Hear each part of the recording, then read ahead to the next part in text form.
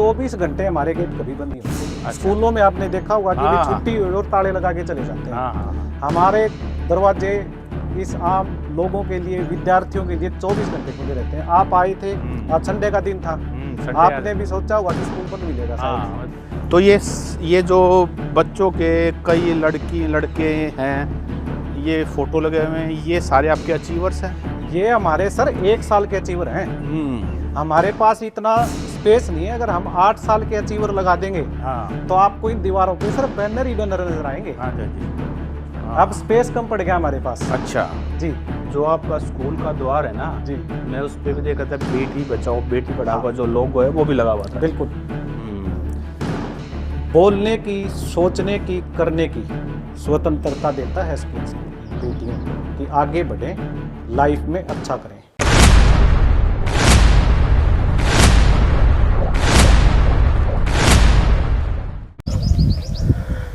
नमस्कार। आप आसपास के वातावरण से समझ चुके होंगे कि आज मैं एक गांव में हूँ, खेत में हूँ, और इस खेत में आसपास जो है ना फसल, गेहूँ का हार्वेस्टिंग सीज़न है, गेहूँ की फसल कट रही है या कट चुकी है, किसान बिजी है, लेकिन इन खेतों में ना बच्चों का भविष्य भी उगता है।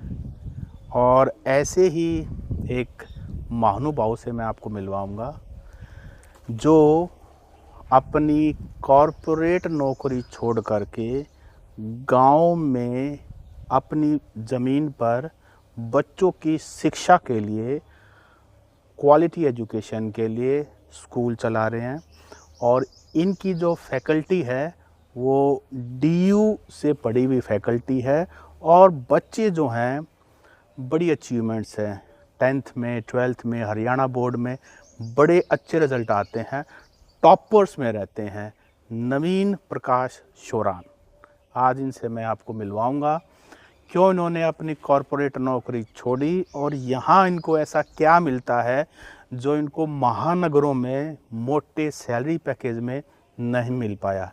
नवीन भाई, आपका बहुत बहुत स्वागत है। धन्यवाद सचिन जी, और धन्यवाद आपका जो इतनी दूर से आज हमारे से कनेक्ट करने आप आए हैं। बहुत बहुत धन्यवाद नवीन भाई। हम भी गांव के हैं, इसी हरियाणा के हैं। आपका गांव बाडड़ा के पास है, हमारा रोहतक में है। बिल्कुल जी। तो हम वो वाइब जो है ना वो समझते हैं जी।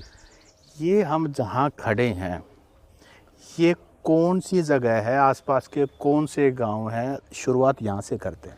ये बाडड़ा हल्का पड़ता है चरखी दादरी डिस्ट्रिक्ट के अंदर। वहाँ पे जेवली गांव है, और जेवली गांव में भी एक खेतों का इलाका है। ये खेत है, आप चारों तरफ देख रहे हैं। तो इस खेत के अंदर हमने अपना स्कूल बना रखा है। अच्छा। स्कूल 1991 में बनाया गया था। हमारे ताऊ जी थे, भरतानंद जी महाराज, उन्होंने लड़कियों की एजुकेशन के लिए बनाया था, बट कोएड एक समय की मांग थी तो इसको फिर कोएड कर दिया गया था जी। 2018 के अंदर हम जॉब करते थे, हम सभी भाई जो हैं। 2018 में मैंने अपनी जॉब छोड़ी HCL टेक्नोलॉजी कंपनी से। HCL से पहले मैं बैंक ऑफ अमेरिका में था। बैंक ऑफ अमेरिका में मैं देखता था कि हमारा जो ये इलाका है, भिवानी हो गया, दादरी हो गया, रोहतक हो गया, तो कोई एक भी बच्चा कभी मैंने नहीं देखा कि वहाँ पे इंटरव्यू देने आया हो। अच्छा। और बैंक ऑफ अमेरिका वर्ल्ड का 2nd लार्जेस्ट बैंक है। गुड़गांव, हैदराबाद, मुंबई इनके ऑफिसेज हैं। नाम ही अमेरिका हो गया। हाँ जी। तो मेरे दिल में बड़ी टीस थी कि भाई अपने इलाके के बच्चे यहाँ क्यों नहीं आ पाते। भाई हम अपनी मेहनत से, हमारे बुजुर्गों के आशीर्वाद से वहाँ पहुँचे। फिर ये था कि हमारे बच्चे भी वहाँ पहुँचे और परफॉर्म करें जी, क्योंकि कॉरपोरेट कल्चर यहाँ पे है ही नहीं। क्योंकि यहाँ पे सरकारी नौकरी को ही सब कुछ समझा जाता है। आज तक उनको ये नहीं पता इस इलाके में कि सरकारी नौकरी तो बहुत लिमिटेड है, बट कॉरपोरेट के अंदर बड़ी अपॉर्चुनिटीज हैं। लेकिन आप ये बताइए, अपॉर्चुनिटी तो है, अभी नीम के पेड़ नीचे खड़े हैं। जी जी। वहाँ सेंट्रलाइज्ड AC में बढ़िया गद्दी वाली कुर्सी, घुमाने वाली कुर्सी। यहाँ मैं देख रहा हूँ कि देखो वहाँ गेहूँ कटे हुए हैं, और देखो हवा तो आपकी 1 नंबर की है। AQI तो मतलब लंदन वाला AQI होगा आपके पास। बिल्कुल। तो ऐसा क्या डिफरेंस लगा? डिफरेंस ये सर, अगर उस AC में रहते तो मैं अपनी मतलब ईमानदारी से बता रहा हूँ, उस एसी में रहता तो मैं तो अब तक मर चुका होता। अच्छा।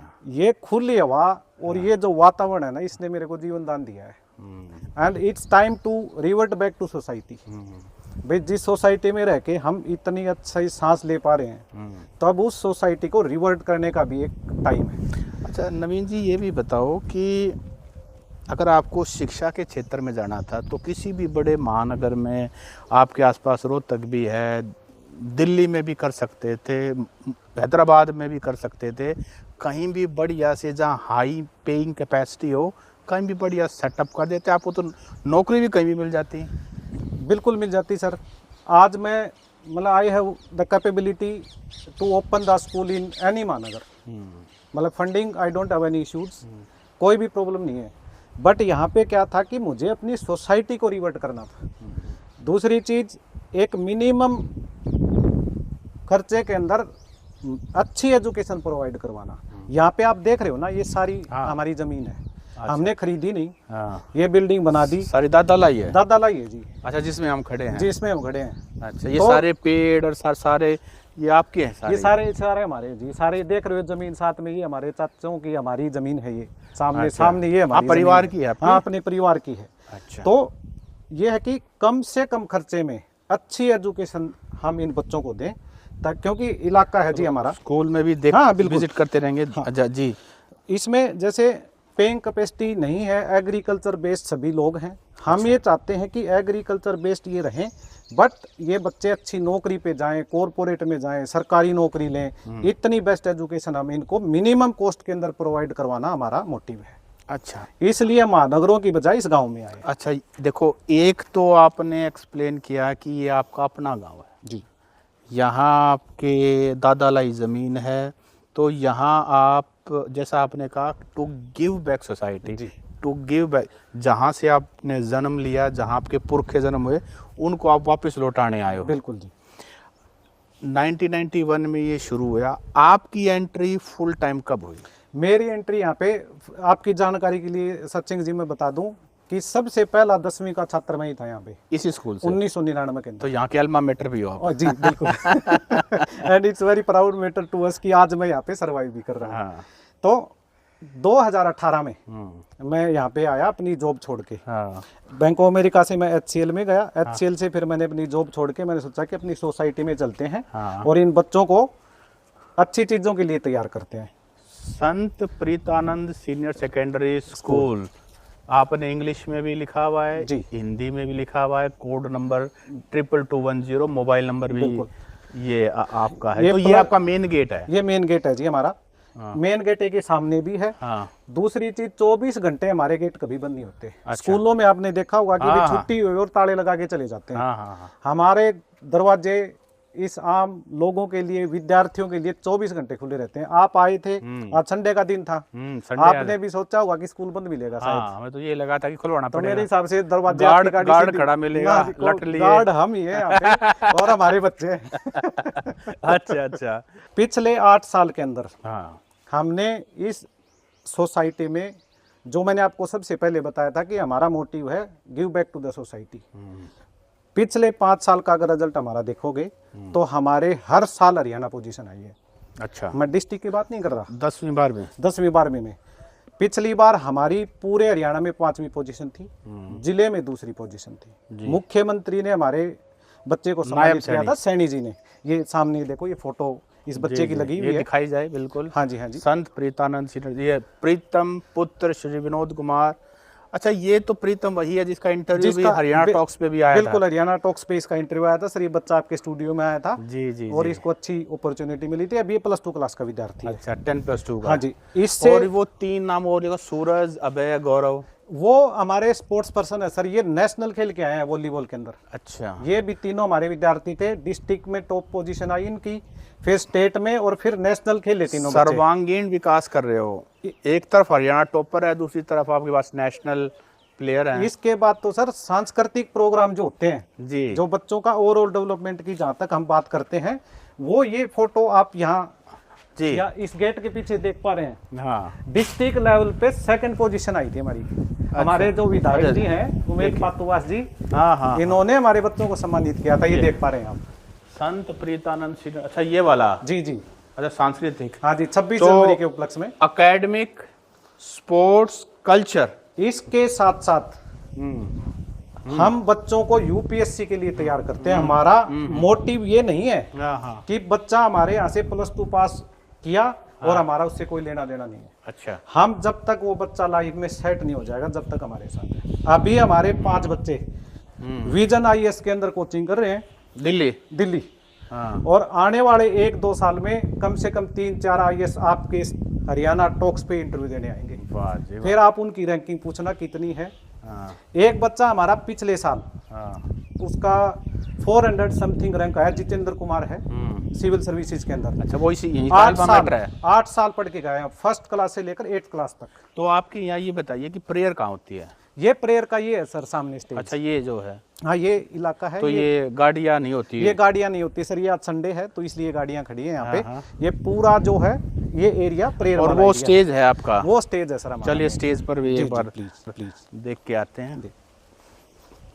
तो ये जो बच्चों के कई लड़के हैं, ये फोटो लगे हुए हैं, ये सारे आपके अचीवर्स हैं? ये हमारे सर 1 साल के अचीवर हैं। हमारे पास इतना स्पेस नहीं है। अगर हम 8 साल के अचीवर लगा देंगे हाँ, तो आपको इन दीवारों पे सिर्फ बैनर ही बैनर नजर आएंगे। हाँ जी, हाँ। अब स्पेस कम पड़ गया हमारे पास। अच्छा जी, चलिए, हम यहाँ खड़े हो जाते हैं। यहाँ कर, हाँ, यहाँ जी। हाँ, ये 1 साल का रिजल्ट है सर हमारा। हाँ, अच्छा, 95% के आप इसमें 90 प्लस आप देख लो, मेरे हिसाब से सभी 90 प्लस के ही हैं। चलो मैं पढ़ देता हूँ। जी जी। प्रीतम शोरान, जिसका इंटरव्यू हरियाणा टॉक्स पे था, 98.6, 95% प्रीति जी। और हिमांशु 92 91, 90, ये वाली रो रहेगी शायद आपकी फर्स्ट, हाँ, ज्योति वाली। 94, 93, 92.4, 92, 92%, 92, 92, 91, 88, ये 95। 87, 95, 90। अच्छा, इसमें मैं देख रहा हूँ कि बेटियां भी जबरदस्त कर रही हैं। नहीं सर, बेटे भी देखो ना। नहीं, बेटे तो देखो बेटियां तो कर हर फील्ड में है ही आगे। देखो, बेटियों को तो ये भी फालतू करते हैं। बिल्कुल बिल्कुल नहीं, हमारी जो बेटियां हैं, अब आगे का एक छोटा सा मैं ऐड ऑन करना चाहूंगा। अभी हमारी परीक्षा हुई है 10th और +2 की। अच्छा, अब की बार बेटियों का कोई मुकाबला नहीं है। अच्छा, मेरे को ये लगता है कि 5-6 हरियाणा पोजीशन की निकलेंगी बेटियां। मैं आपके बेटे जो पिछड़ चुके हैं। जो आपका स्कूल का द्वार है ना जी, मैं उस पे भी देखा था, बेटी बचाओ बेटी पढ़ाओ का जो लोगो है वो भी लगा हुआ था। बिल्कुल। बोलने की, सोचने की, करने की स्वतंत्रता देता है एसपीएन स्कूल बेटियों को, कि आगे बढ़ें, लाइफ में अच्छा करें।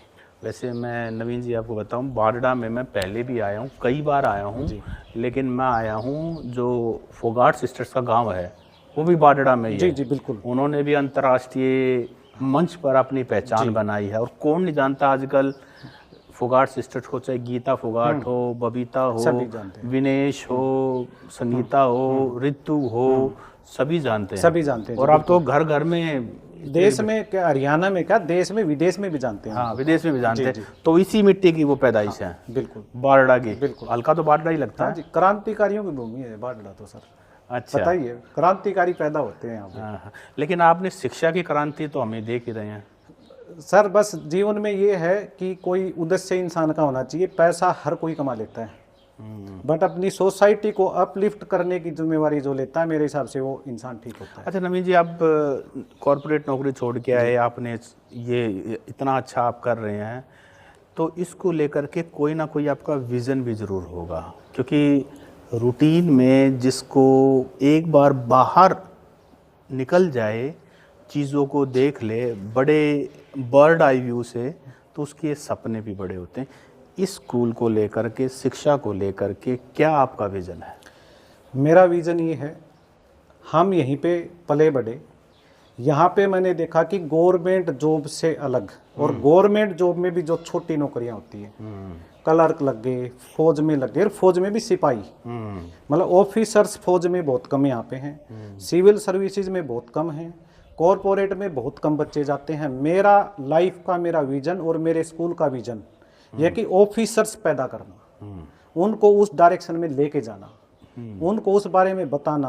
कोई बच्चा ये कहे कि मुझे आईएएस बनना है, तो मैं कोशिश करता हूँ कि किसी आईएएस से उनको मिलवाऊँ या बात करवाऊँ। कोई कहते मुझे लेफ्टिनेंट बनना है, तो हर क्वार्टर में मेरी कोशिश रहती है कि किसी न किसी ऑफिसर्स को मैं रिक्वेस्ट करूं, और ऑफिसर्स मेरे यहाँ पे आते भी हैं, मेरे बच्चों से मिलते भी हैं और मोटिवेट होते हैं, और वो उस बारे में सोचते भी हैं।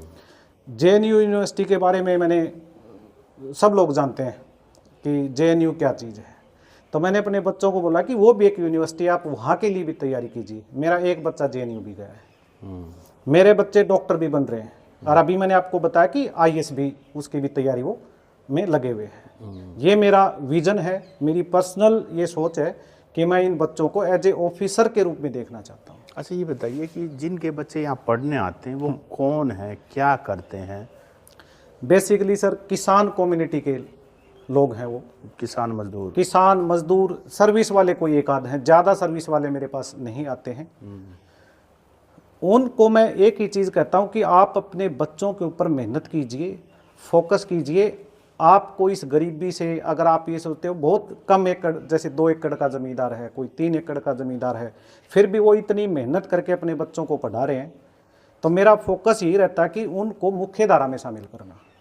ये चैलेंज भी है हमारे लिए, बट हम उनको बातचीत करके मोटिवेट करते हैं, और पेरेंट्स हमारी बात मानते भी हैं और सुनते भी हैं। ये जो परसेंटेज की झड़ी आपने लगा रखी है 98, और मतलब मैं ये मान रहा हूँ कि 90 से नीचे तो कोई है ही नहीं, इनको तैयार करने वाले टीचर, क्योंकि अच्छे टीचर नहीं है, आप कितना ही पैसा बिल्डिंग पे लगा लीजिए, बिल्कुल, तो उन टीचर्स का भी डिडक्शन हमें दीजिए। सर हमारी 50% फैकल्टी जो है वो दिल्ली यूनिवर्सिटी से पास आउट है, अलग अलग कॉलेज से, कोई रामजस से है, कोई SRCC से है, कोई कहीं से है। कुछ टीचर हमारे शहर से आते हैं, कुछ आसपास के गांव के हैं, बट जो main faculty physics, chemistry, math, bio जिसको बोलते हैं, वो हमारी DU से पास आउट है सारी फैकल्टी। एक्सपीरियंसड है सारे, और बिल्कुल वो भी मेरी इस मुहिम में जुड़े हैं। वो एक ये ना सोच के कि हम नौकरी कर रहे हैं, वो नौकरी की तरह काम नहीं कर रहे हैं यहाँ पे। वो यूँ सोचते हैं कि ये स्कूल हमारा अपना है, ये बच्चे हमारे अपने हैं, और इस पूरी सोसाइटी को हमें सबको मिलके बदलना है। वो कहते हैं ना कि एक अकेला चना बाढ़ नहीं फोड़ सकता। कहने में आसान है कि जी मैं बाढ़ फोड़ सकता हूँ अकेला, बिल्कुल नहीं फोड़ सकता। जब तक हम एक टीम एफर्ट्स के रूप में काम नहीं करेंगे, तो कोई भी चीज़ हम जो है ना अचीव करना हमारे लिए मुश्किल हो जाएगा। मेरी जो फैकल्टी है बिल्कुल टीम एफर्ट्स की तरह काम करती है, बहुत स्ट्रॉन्ग मेरी टीम है, और उसी का ये नतीजा है। हम तो सिर्फ चीज़ें मैनेज करते हैं, पढ़ाने का काम उनका है। बच्चों को मोटिवेट करते हैं, 2400 घंटे 24/7 वो हमारे स्टूडेंट के लिए अवेलेबल रहते हैं। अगर किसी बच्चे ने मेरे टीचर को रात को 10 बजे भी फ़ोन किया, तो मेरे टीचर उसके फ़ोन को इंटरटेन करते हैं कि बोलो बेटा आपको क्या प्रॉब्लम है। यही चीज़ है कि ये रिजल्ट जो है उसी चीज़ का नतीजा है। उसी चीज़ की वजह से ये रिजल्ट हमारा इतना अच्छा आता है, और कंटिन्यूटी बनी हुई है। किसी एक साल में किसी का अच्छा रिजल्ट आ जाए तो वो एक तुक्का भी हो सकता है, बट लगातार 5-6 साल से अगर ऐसा है तो it is a continuous process कि हम एक सही डायरेक्शन में जा रहे हैं। एक हमने यूजुअली देखा शिक्षा के क्षेत्र में, जिस स्कूल का रिजल्ट बढ़िया आना शुरू हो जाता है, बढ़िया बच्चे निकलने शुरू हो जाते हैं, वो फीस बढ़ा देते हैं। तो आपके यहाँ भी ऐसा ही कुछ है कि अब आप अच्छा करें तो फीस भी चलो बढ़ा देते हैं? पहली चीज़ तो सर इसके बारे में मैं थोड़ा सा बता दूं, ये जो स्कूल है यहाँ से मेरी ब्रेड और बटर नहीं चलती। मैं 10 साल के अपने करियर में मैं अपना इतना करके आया हूँ कि 2 रोटी का जुगाड़ मेरे पास है। यहाँ पे फीस नहीं बढ़ने का कारण एक ही है। अच्छा, फीस नहीं बढ़ाते? नहीं सर, मैं 4 आप मेरा पीछे का जो है ना स्ट्रक्चर उठा के देखो, या मेरे पेरेंट्स से बात करके देखिए, पिछले 4 साल से मेरी सेम ही फीस है। और अगर मैं आपको फीस बता दूंगा तो आपको खुद को भी ऐसी आएगी कि सर लोगों के तो इतने एनुअल चार्ज होते हैं। 60-70 हज़ार रुपये मेरी +2 क्लास की फीस है। आप रोहतक में मेरे हिसाब से अभी डिस्कस कर ही रहे थे कि 3.5 लाख या 4 लाख इतनी फीस लेते हैं। उसके पीछे वजह यह है, फीस कम होने का मतलब ये नहीं है कि क्वालिटी एजुकेशन नहीं है। कोई भी चीज़ मेरे यहाँ पे लोन पे नहीं है। ये हमारे गुरुजियों ने ये सब कुछ बना के दिया हुआ है, हम उसके ऊपर ही मेहनत कर रहे हैं। न हमने कुछ लोन ले रखा किसी से, न हमें, हमारा सिर्फ एक ही खर्चा है, पेरेंट्स से हम उतनी फीस लेते हैं जितना हम अपने टीचर को सैलरी दे पाएँ। No profit no loss. हम यहाँ पे कुछ योगदान दे सकते हैं, यहाँ से हम लेते कुछ नहीं। अच्छा, मुझे ये बताइए कि ये जो इतना बढ़िया मनोरम दृश्य है, पक्षियों की आवाज़, कोयल की आवाज़ कानों में आ रही है, और अभी कुछ देर पहले हमने शुद्ध सात्विक देसी खाना खाया, तो इसका क्या एडिशनल बेनिफिट है? आपने कहा कि एक हेल्थ, अगर आप ये यहाँ नहीं आते तो हो सकता है कि आप जिंदा ना रहते, तो मुझे बताइए कि यहाँ आके क्या लाइफ ऐड हुई है? बिल्कुल लाइफ ऐड है सर। आप एक चीज़ देखिए, दिल्ली एनसीआर के अंदर कितनी मतलब चो चो पो पो मतलब ट्रैफिक पोल्यूशन, यहाँ पे आपने देखा होगा, आप रोहतक से ही आए हैं, आपको डिफरेंस लगा होगा। ठीक है, दूसरी चीज़ शुद्ध खाना, गेहूँ पीछे उगाते हैं सर। हाँ। ये चार दीवारी है, इसके पीछे गेहूँ उगा रहे हैं। पेस्टिसाइड यूज नहीं करवाते। अच्छा खाना खाते हैं, अच्छा खिलाते हैं। अब हम आने वाले टाइम में जो है नेक्स्ट सेशन से हॉस्टल स्टार्ट कर रहा हूँ मैं यहाँ पे। रेजिडेंशियल ओनली का हमारा प्रोग्राम है, और उसमें हम इनवाइट कर रहे हैं भाई पूरे दिल्ली एनसीआर, हरियाणा, राजस्थान, जहाँ कहीं से भी कोई बच्चा आए। थोड़ा सा रिनोवेशन का हमारा काम चल रहा है, वो कंप्लीट होने के बाद हम इसको कंप्लीटली रेजिडेंशियल स्कूल हम बनाने जा रहे हैं इसको। और उसके अंदर यहीं पे खाना उगाएंगे, यहीं पे पीछे गाय भैंस हम लेके आएंगे, उनका पूरा दूध चारा वारा सब कुछ यहाँ पे तैयार करके फिर हम अपना बच्चों को वो शुद्ध खिलाएंगे, शुद्ध हवा में रखेंगे और अच्छी एजुकेशन देंगे। नवीन जी, मुझे इससे ना एक बात याद आई, हमारे जैसे रोहतक की बात आपने की, हम दिल्ली की तो क्यों बात करें, रोहतक जैसे शहर में भी जो कि हरियाणा का पार्ट है, वहाँ ना बच्चे एसी बस में तो आते हैं, एसी क्लासरूम में होते हैं, वहाँ भी बच्चे नंबर ठीक ठाक लेते हैं, लेकिन प्रैक्टिकल नॉलेज की बात करें तो बहुत सारे बच्चे ये समझते हैं कि जो खाना होता है ना वो मॉल में ही मिलता है, मॉल में ही उगता है, और सब कुछ मॉल में ही होता है। आपके या तो खेतों में से निकल के बच्चे आते हैं, क्योंकि रास्ता खेत के बीच में से है, बिल्कुल, और खुद किसान के मजदूर के बच्चे हैं, और बहुत सारे बच्चे तो स्कूल से पहले या बाद में अपने पेरेंट्स की मदद भी कराते हैं। बिल्कुल। ये महात्मा गांधी कहा करते थे, अगर आपको भारत दर्शन करना है ना तो गांव में जो असली भारत वहीं बसता है। बिल्कुल बिल्कुल सर। ये हमारे बच्चे हैं, खेतों में स्कूल है, और किसानी से जुड़े हुए बच्चे हैं, तो हमारे बच्चों को सारे काम करने आते हैं। वो खेतों में पानी भी लगा लेते हैं। अभी लामणी का टाइम है, हाँ लामणी का, ठीक है, 50% हमारी पॉपुलेशन अभी स्कूल में जो आ रही है, बाकी बच्चे लामणी में लगे हुए हैं। वो अपने पेरेंट्स की पूरी मदद करवा के, और हम उस चीज़ को मोटिवेट भी करते हैं। जो बच्चा अपने पेरेंट्स के साथ कदम से कदम मिला के उसका हर चीज़ में साथ देगा, काम में, घर के काम में, कोई फंक्शन है, अगर वो उसको बचपन से उसके साथ रह के, अपने पेरेंट्स के साथ रह के सीखेगा, तो उसकी ग्रोथ जल्दी होगी, वो सारी चीज़ों को समझना शुरू करेगा। नवीन जी, जापान, ये जापानीज़ कॉन्सेप्ट भी है, जापान के अंदर इस बात को इंश्योर किया जाता है कि बच्चे के अंदर काम के अंदर उसको लगाया जाए। इवन स्कूल की सफाई भी वो इसलिए करवाई जाती है ताकि बच्चे को पता लग सके कि there is a dignity of labour. तो हमारे यहाँ के जो बच्चे ना, जो गांव के बच्चे हैं, उनके अंदर भी ये, जब वो लामणी करेंगे तो एक तो वो किसी काम को छोटा नहीं समझेंगे, और अगर करेंगे तो उनको पता होगा कि मेहनत की क्या वैल्यू होती है, और जो मेहनती होगा ना वो आप किसी भी फील्ड में चले जाओ। बिल्कुल सर। समय देना किसी भी चीज़ को, हमारे यहाँ पे क्या है, बच्चों में सीटिंग कैपेसिटी कम है। वो आएंगे, थोड़ी देर पढ़ेंगे, फिर भाग लेंगे। अभी यूपीएससी का रिजल्ट आता है तो सभी लोग जो कैंडिडेट होते हैं उनसे पूछा जाता है कि आपकी सफलता का राज क्या है। तो उनमें सब में एक चीज़ कॉमन देखी, वो ये कहते हैं कि हम स्टडी को 10 से 12 या 14 घंटे का समय देते हैं। वो नहीं है कि वो बच्चा कुछ ज़्यादा इंटेलिजेंट है, बट वो अपनी स्टडी को समय दे रहा है, इसलिए उसका सक्सेस रेट ज़्यादा है। इन बच्चों में अगर सिटिंग कैपेसिटी अगर बढ़ जाएगी तो ऑटोमेटिक उनका सक्सेस रेट बढ़ जाएगा। यही वजह है कि यूपीएससी में इतने सारे बच्चे इस इलाके के अब निकलने शुरू हुए हैं। नहीं तो आज से 15-20 साल पहले अगर आप देखोगे तो दादरी डिस्ट्रिक्ट में तो मेरे हिसाब से आपने कभी सुना ही नहीं होगा कोई आईएएस बना, कोई एक आध होगा, वो मेरी नॉलेज में नहीं है। बट हर लिस्ट के अंदर 2, 3, 4, 5 बच्चे भी आते हैं, हर लिस्ट के अंदर आपने देखा। जी नवीन भाई, उसका एक मेन कारण ये भी है कि आईएएस ना मोस्ट इंटेलिजेंट माइंड का खेल नहीं है। हाँ। वो एडमिनिस्ट्रेटिव जॉब है, वहाँ पर आप लगातार प्रयासरत रहो, रिजल्ट कुछ भी आए, हाँ, आप लगे रहो, जो उसको परसिवरेंस कहते हैं। बिल्कुल बिल्कुल। वो परसिवरेंस हमारे बच्चों में, जो रिजिलियंस पावर है, अब देखो किसान को बैक टू बैक नुकसान होता है, खड़ी फसल है, ओले पड़ गए, तूफान आ गया, आंधी आ गई, लेकिन किसान ना तो हारता है और वही उनके बच्चों में ट्रांसफर, कंटिन्यूटी उनके अंदर बनी रहती है। वो जो रेजिलियंस पावर है वो उनको उनके डीएनए में है। बिल्कुल। और आईएएस यूपीएससी भी तो यही है। अभी जैसे बच्चे, मैं बात करता हूँ बच्चों से कि बेटा आप 2-3 घंटे पढ़ा करो बैठ के। कहता जी लगातार 2-3 घंटे तो नहीं बैठा जाता। मैं बोला बेटा परीक्षा कितने घंटे की होती है? कहते 3 घंटे की होती है। मैं कौन बैठता है वहाँ पे?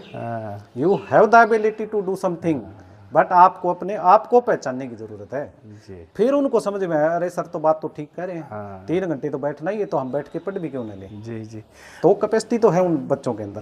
तो नवीन भाई देखो, आज आपके स्कूल में आए और बिल्कुल खेतों के बीच में 3 गांव का, जैसा आप मुझे इंटरव्यू से पहले बता रहे थे, जेवली जो आपका गांव है, और बेरला और मांडी जी, और जो त्रिवेणी बन रही है वहाँ पर ये स्कूल जो है एक तरह से एक टीबी पे ही है। टीबी, ये आप छत देख रहे हो? हाँ सचिन जी, इस छत के जितना टीला था ये। अच्छा। नीचे वो रास्ते, जिस रास्ते से आप आए हो वहां से इसकी आप देखोगे हाइट। हाँ। तो इस पूरे टीले को काट के ये स्कूल बनाया गया। हाँ, मैं कह रहा हूँ एक टीबी पे ये स्कूल बसा हुआ है और वहाँ पर आपने शिक्षा की लो जला रखी है। मैं तो आपको स्पेशली, मैं सुबह से करीब 2 घंटे 2.5-3 घंटे से आपके साथ हूँ और कितना कुछ सीखने वाला, कितना बढ़िया काम आप कर रहे हो। द हरियाणा टॉक्स की तरफ से आपको बहुत बहुत शुभकामनाएं। ना सिर्फ आपको, आपकी पूरी टीम को, कितना बढ़िया आप काम कर रहे हो। देखो बाकी तो सारे काम जीविका के लिए होते हैं, लेकिन शिक्षा वाला काम जो है ना, वो राष्ट्र निर्माण का काम होता है। बिल्कुल सर। तो ये आप राष्ट्र निर्माण कर रहे हो, इसके लिए भी आपको बहुत शुभकामनाएं। और जो आपका विज़न है वो बहुत बड़ा विज़न है, उसको लेकर भी आपको शुभकामनाएं। अगले इंटरव्यू में हम चाहेंगे कि थोड़ा अपडेट भी आप हमें दो इस सारे के अंदर। आपका बहुत बहुत धन्यवाद सचिन जी। दी हरियाणा टॉक्स ने हमारे बच्चों को भी पहले प्लेटफॉर्म उपलब्ध करवाया है, उसके लिए आपका बहुत बहुत धन्यवाद। आने वाला जो समय रहेगा उसमें मैंने आपको आते ही बताया था कि सचिन जी, पिछली बार आपने एक बच्चे का इंटरव्यू किया था, अब की बार शायद हम आपके पास नहीं आएंगे, आप हमारे पास। मैं यही कहता हूँ, हम आपके पास आएंगे और एक एक कर का बच्चों का यहीं आप इसी स्टेज के ऊपर जहाँ बच्चों को आप ग्रूम करते हो। अगली बार हमें उम्मीद है कि अच्छी हमारी हरियाणा पोजीशन आएंगी और अगली बार शायद एक कोई आईएएस का इंटरव्यू करने भी आपको यहाँ पे आना पड़ जाए, ऐसी मैं उम्मीद करता हूँ। मेरी शायद ऐसी कोशिश है कि वो कहते हैं आमीन, यानी कि ये सच हो जाए। बिल्कुल सर, धन्यवाद। आपका बहुत बहुत thank you very much. Thanks.